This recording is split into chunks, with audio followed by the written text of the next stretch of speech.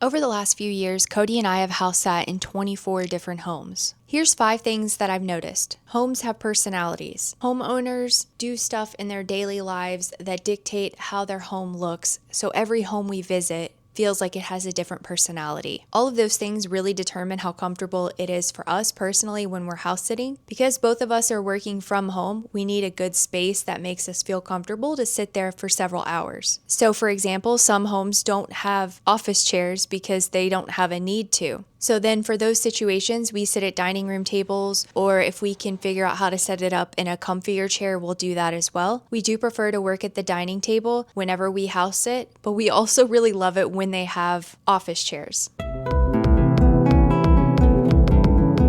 Obviously, this is very niche and specific to us, but some homes have carpet everywhere. They have comfy chairs and couches, and even their dining room tables have more comfort to them. There's people who really value having a comfy place to sit, and then other people don't spend a lot of time at home, so if that's not a priority, or they prefer firmer, colder type furniture, and that really changes the personality and how cozy a home can feel, especially to us. We've also stayed in places where the homeowners worked from home and we had 2 wonderful office setups that we each got to enjoy. Now when we look for house sits, we don't just look at how beautiful the home is.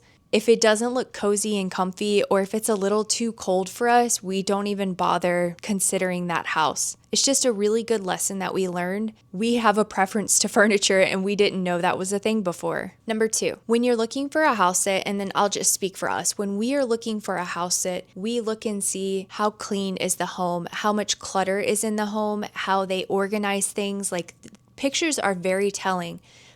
But at the same time, pictures are going to show that house on its best day.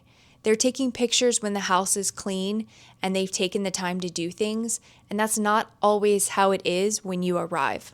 For example, there was a home that we house sat in Germany, and the homeowner had allowed their dogs to pee continuously underneath the staircase that I don't think he could reach up in and clean or didn't want to.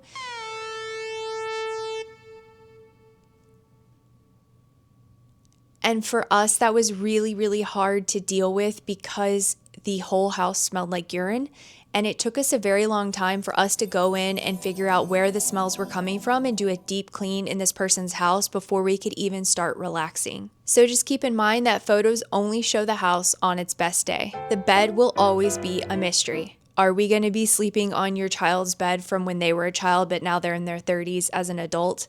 Which I think are what a lot of these homes are. Their guest bedrooms are just their children's room that now they call it their guest bedroom, which is completely fine and doable. And we have been doing, obviously, for 24 house sits, but some can be pretty rough. And sometimes the springs are really springing, and those beds are pretty hard to stay in for a full night's sleep. Number 4, pets don't always match the description that the homeowner explains, whether it's on the site or whether they're interviewing you and talking to you. They don't always match. You're never going to know until you're at the house with the pet. Now, I will say more often than not, it matches. They're usually very accurate at describing their pet, but I think sometimes people downplay it a little bit because they deal with it and they deal with their pet on a regular basis, that they don't think that that behavior is bad, or they don't see that to someone who hasn't been with this dog before that it is a lot. Like right now we have a reactive dog, and it was brought to our attention that the dog was reactive, but it's very downplayed.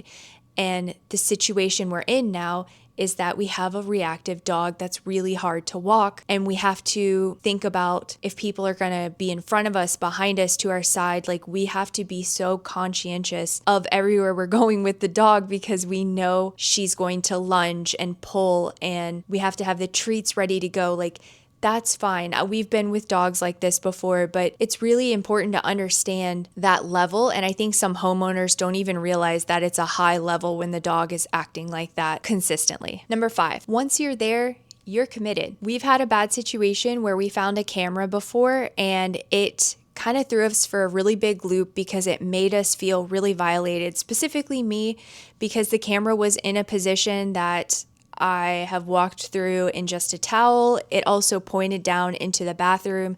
Even though he claims that it can't be seen, it could be. We saw the footage. So we had to go through a lot to deal with that camera in this home. And while we could have probably left, we just didn't want to do that to the dogs. We didn't want a bad review. It just put us in a bind that's like, how much do we value our future on this platform of house sitting that we need to just sacrifice right now for the next few weeks, get through this, be done with it, and that's that. House sitting can definitely be amazing. Obviously, we've continued it for 24 plus house sits. It's opened up opportunities, countries, states, places, cities, things that we've always wanted to see, but really didn't think we could afford to do that with accommodation. And house sitting lets us do that.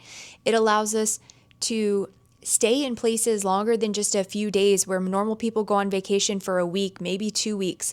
And we're in cities and homes for months, sometimes several months.